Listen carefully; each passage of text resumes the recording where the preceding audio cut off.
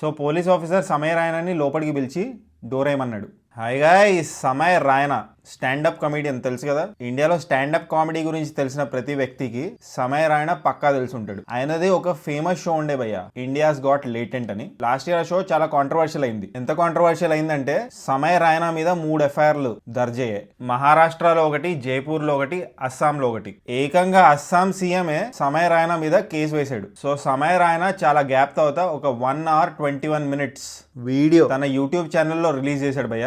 Absolute cinema అంటారు ఇది. This is cinema. ఆ లెవెల్లో ఉంది ఆ వీడియో. కామెడీ వేణుమా, కామెడీ ఇరుక్కు. ఎమోషన్స్ వేణుమా, ఎమోషన్స్ ఇరుక్కు. పంచ్ డైలాగ్స్ వేణుమా, పంచ్ డైలాగ్స్ ఇరుక్కు. ఎలివేషన్స్ వేణుమా, ఎలివేషన్స్ ఇరుక్కు. ట్విస్ట్స్ వేణుమా, ట్విస్ట్స్ ఇరుక్కు. ఫ్రాంక్లీ స్పీకింగ్ కొన్ని పోర్షన్స్ కి నేను ఏడ్చాను భయ్య, అండ్ గూస్ బంప్స్ వచ్చాయి నాకు. నేను నోట్స్ కూడా తయారు చేస్తాను, ఫుల్ రాసుకున్నాను. వీడియో లాస్ట్కి వచ్చేసరికి నా లాస్ట్ పేజ్ ఏదైతే ఉందో ఈ వీడియోకి సంబంధించి అది కూడా తడిచిపోయింది. ఆ లెవెల్లో ఉంది ఆ video. What a great story teller సమయ రైనా ఇస్. ఈ వీడియోతో రీఇన్ఫోర్స్ అయింది. సమయ రైనా గురించి ఇంకా ఇండియాస్ గాట్ లేటెంట్ ప్రోగ్రామ్ గురించి తెలియని వాళ్ళ కోసం ఒక కాంటెక్స్ట్ ఇస్తాను భయ్య. తర్వాత సమయ రైనా స్టిల్ అలైవ్ అనే 1 hour 21 minutes వీడియోలో ఏం చెప్పాడు చాలా షార్ట్ గా మీ ముందు ప్రెజెంట్ చేయబోతున్నాను ఈ వీడియోలో. ఇండియాస్ గాట్ లేటెంట్ అని ఒక షో ఉండేది. ఇండియాస్ గాట్ టాలెంట్ అని ఒక షో ఉంది కదా, దాని స్పూఫియర్ వర్షన్. దీంట్లో ఏంటంటే ఒక ప్యానెల్ కూర్చొని ఉంటుంది. వాళ్ళ ముందు కొంతమంది వచ్చి పర్ఫామ్ చేస్తారు. సింగర్స్, కొరియోగ్రఫీ చేసే వాళ్ళు, ఇంకా డైవర్స్ ఫీల్డ్ నుంచి జనాలు వస్తారు, ఎంటర్టైన్ చేస్తారు. వాళ్ళకి జడ్జెస్ మార్క్స్ ఇస్తారు. ఇది basically format of the show.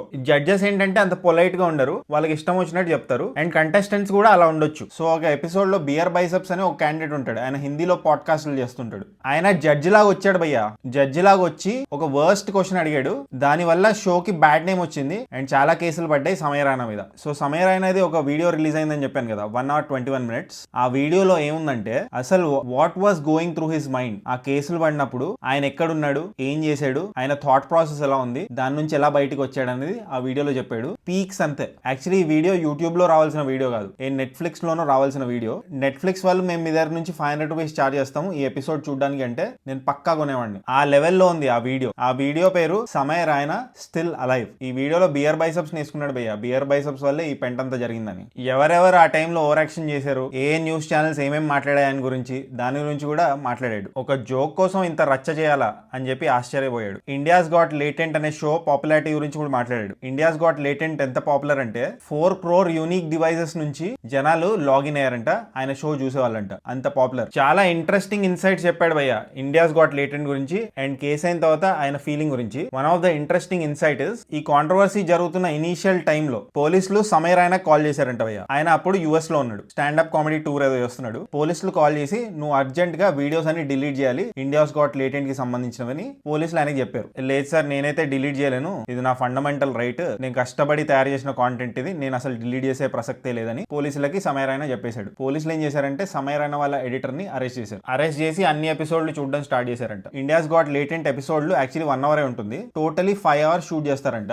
దాంట్లో అంతా ఎడిట్ అయిపోయి 1 hour జనాలకి చూడడానికి వదులుతారంట. చాలా మంది క్వశ్చన్ చేశారు, నువ్వు ఇంత ఎడిట్ చేసినోడివి, ఇంత నాలెడ్జ్ ఉన్నోడివి, ఏది కాంట్రవర్షియల్ అవుతుంది, ఏది తలకాయ నొప్పి తెస్తుంది అని తెలిసినోడివి, బియర్ బైసెప్స్ అడిగిన క్వశ్చన్ ఎందుకు ఎడిట్ చేయలేదని. దానికి ఆయన ఏం ఆన్సర్ ఇచ్చాడంటే, అరే బాబు, ఆయన ఇలాంటి క్వశ్చన్స్ వందలు అడిగాడు ఆ షోలో. నేను 99 ఎడిట్ అవుట్ చేస్తాను, ఒకటే ఉంచాను. డెటాల్ 99 జర్మ్స్ ఎలా చంపేస్తుందో అలా చంపేశాను, కానీ నాకేం తెలుసు ఆ 1% జర్మ్స్ ఇంత పెంటకు కారణం అవుతుందని. సో సమయ రాయనా యుఎస్ లో ఉండే భయ్య ఇదంతా జరుగుతున్నప్పుడు ఇండియాలో. సో మీకు తెలుసు కదా, ఏదన్నా ఇష్యూ జరిగినప్పుడు మన మెయిన్ స్ట్రీమ్ మీడియా ఏ రకంగా పిండుతుందో టీఆర్పీని. సో సమయ రాయనా కేసులో కూడా చాలా పిండారు. ఇన్ఫాక్ట్ ట్విట్టర్ లో బియర్ బైసెప్స్ నంబర్ 1 ఉండే, సమయ రాయనా నంబర్ 2 ట్రెండింగ్ ఉండే. మీడియాని కూడా వేసుకున్నాడు భయ్య, చాలా సటిల్ గా సెటర్లు వేసాడు. సమయ రాయనా కాంట్రవర్సీ జరుగుతున్న టైంలో యుఎస్ లో స్టాండప్ కామెడీ టూర్ లో ఉండే. ఆయనకి వాళ్ళ థెరపిస్ట్ చెప్పింది, బాబు నువ్వు షో క్యాన్సిల్ చేసే, నువ్వు చాలా యాంగ్జైటీలో ఉన్నావు, నువ్వు ఇలా వెళ్తే పర్ఫామ్ చేయలేవు, నీ కండిషన్ అక్కడ ఆడియన్స్ కి కూడా తెలిసిపోతుంది, మంచిది ఏంటంటే నువ్వు పర్ఫామ్ చేయకపోవడం అని వాళ్ళ థెరపిస్ట్ చెప్పింది. సమయ రాయనా వాళ్ళ టీమ్మేట్ ని అడిగాడు, ఇప్పుడు మనం ఈ షో క్యాన్సిల్ చేస్తే మనకి ఎంత లాస్ వస్తుందని. వాళ్ళ టీమ్మేట్ అన్నాడు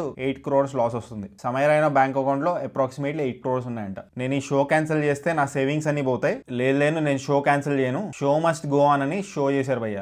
మధ్యలో ఫోన్ చెక్ చేసుకునేవాడు. సోషల్ మీడియాలో ఇంకా మెయిన్ స్ట్రీమ్ మీడియాలో ఎంత రచ్చ జరుగుతుంది, ఆయనకి నిద్ర పట్టేది కాదంట. సో నిద్ర పట్టడానికి మాత్రలు కొని కొంచెం డోసేజ్ చేసుకుంటే ఆయనకు నిద్ర పట్టట్లేదని చాలా టాబ్లెట్స్ వేసుకున్నాడంట భయ్య. వాళ్ళ ఫాదర్ అండ్ వాళ్ళ ఫ్యామిలీ గురించి చెప్పాడు. ఆయన హైదరాబాద్ HPS హైదరాబాద్ పబ్లిక్ స్కూల్లో చదివాడంట. అక్కడ ఆయనని చాలా ఏడిపించేవాళ్ళంట భయ్య స్టూడెంట్స్, మన తెలుగు వాళ్ళే. సమయ రైనా బేసికలీ కశ్మీరీ పండిత్. 1991లో కశ్మీరీ పండిట్స్ ని కశ్మీర్ లో చంపేస్తున్నారు. సో అక్కడ నుంచి వాళ్ళ ఫ్యామిలీ ఢిల్లీకి వచ్చేసి ఢిల్లీ నుంచి హైదరాబాద్ కి వచ్చారు. సో వాళ్ళ ఫాదర్ కి ఒక డ్రీమ్ ఉండేది, నా కొడుకు చాలా ఫేమస్ స్కూల్లో చదవాలని. సో ఆయన చాలా డబ్బులు సమకూర్చుకొని సేవ్ చేసుకొని హెచ్పిఎస్ చాలా ఫేమస్ స్కూల్ ఉండేది అప్పట్లో. ఇప్పుడు ఇంటర్నేషనల్ స్కూల్స్ ఉన్నాయి కదా, ఆ లెవెల్లో హెచ్పిఎస్ ఉండేది. దాంట్లో జాయిన్ చేశారు 7th క్లాస్ లో. అప్పటికే ఎల్కేజీ నుంచి చదివే వాళ్ళు అక్కడ స్టూడెంట్స్, వాళ్ళందరూ గ్రూపులు ఫామ్ చేస్తారు, ఫ్రెండ్స్ అయిపోయారు. ఈయన కొత్తగా జాయిన్ అయ్యాడు ఆ స్కూల్లో 7th క్లాస్ లో. సో అందరు కలిసి ఈయన నేర్పించేవాళ్ళు. ఇంగ్లీష్ లో బుల్లీ అంటారు కదా, అది చేసేవాళ్ళు ఈయనతో. బేసికలీ ఆయన బాధలు చెప్పుకున్నాడు చాలా ఫనీ వేగా, కానీ చెప్పిన ప్రతి ఇన్సిడెంట్ కి లింక్ చేశాడు, బ్యూటిఫుల్ గా లింక్ చేశాడు. అది మీరు మొత్తం ఎపిసోడ్ 1 or 21 minutes ఎపిసోడ్ చూస్తే అర్థమవుతుంది ఎలా లింక్ చేశాడని. అందుకే చెప్తున్నాను,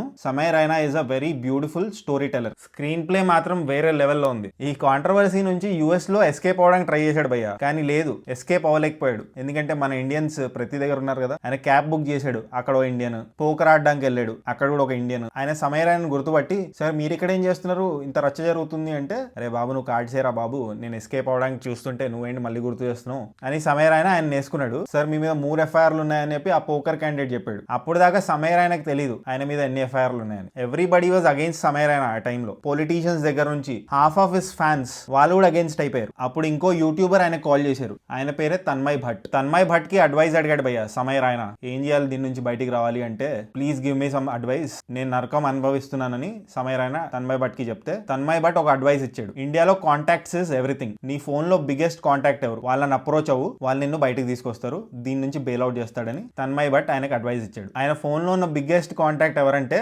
బియర్ బైసెప్స్ ఉన్నాడు కదా, ఆయనే. జనాలు భల్లుమని నవ్వారు, ఎందుకంటే బియర్ బైసెప్స్ వల్ల ఇదంతా పెంట జరిగింది. కానీ బియర్ బైసెప్స్ కి కాల్ చేయలేడు కదా, సో వేరే క్యాండిడేట్ కి కాల్ చేశాడు, దాని గురించి కూడా మాట్లాడాడు. ఒక స్టేజ్ లో హార్ట్ అటాక్ తో పోతానేమో అని అనుకున్నాడంట భయ్య సమయ రైనా. థెరపిస్ట్ చెప్పింది, నువ్వు ఫోన్ పక్కన పడేయాలి, నిద్రపోవాలి. మేడం నాకు నిద్ర రావట్లేదంటే థెరపిస్టే సజెస్ట్ చేసింది కొన్ని టాబ్లెట్లు, అది వేసుకొని ఆయన పడుకున్నాడు. కానీ అంతా జరుగుతున్నా ఆయన మాత్రం ఆయన టూర్ నే ఫినిష్ చేసుకొని ఇండియా వచ్చాడు. ఫైనలీ ఇండియా వచ్చి పోలీసులు పిలిస్తే పోలీసుల దగ్గరికి వెళ్ళాడు. ఆయన చెప్పాల్సింది పోలీసులకు చెప్పేశాడు. సో పోలీస్ ఆఫీసర్ సమయ రైనాని లోపలికి పిలిచి డోర్ ఏమన్నాడు, సమయ రైనాని కూర్చోమన్నాడు. సో నువ్వేనా సమయ రైనా అని పోలీస్ అడిగాడు సమయ రైనాని. సమయ రైనా చాలా కన్ఫ్యూజ్డ్, ఇంకా నర్వస్ గా ఎస్ సార్ అన్నాడు. ఇప్పుడు ఏం చేస్తాడు రా బాబు ఈయన అని చెప్పి భయపడ్డాడు. కానీ కట్ చేస్తే, మా కోడలు నీకు పెద్ద ఫ్యాన్, ఆమెతో మాట్లాడతావు కొంచెం, ఆమె హ్యాపీగా ఫీల్ అవుతుందని ఫోన్ సమయ రైనాకి ఇచ్చాడు ఆ పోలీస్. పోలీస్ ఒకటే క్వశ్చన్ అడిగాడు భయ సమయ రైనాకి, నువ్వు చేసింది తప్పా కాదా, నువ్వు అపాలజైజ్ చేస్తావా లేదా ఈ మిస్టేక్ కి అని పోలీస్ అడిగాడు. సమయ రైనా ఇన్నర్ ఫీలింగ్, నేనెందుకు అపాలజైజ్ చేయాలి, నేను చేసింది అసలు తప్పు కాదు. బియర్ బైసెప్స్ వేసిన జోక్ కూడా ఏదో పాత జోక్, అది సారీ చెప్పే సమస్య లేదని